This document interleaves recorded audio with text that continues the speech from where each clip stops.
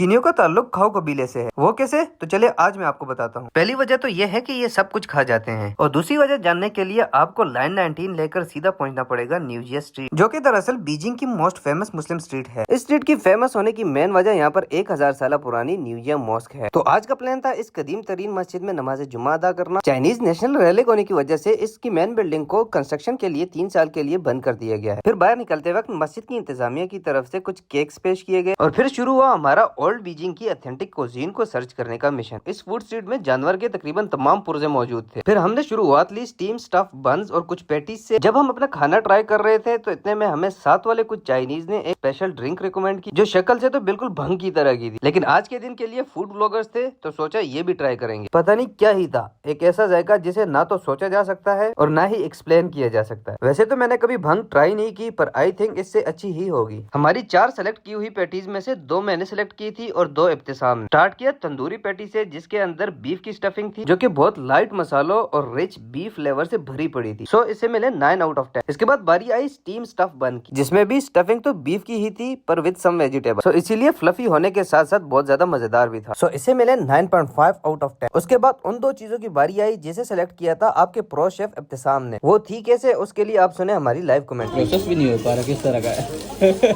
वो बम लगा चलो ये भी स्वीट।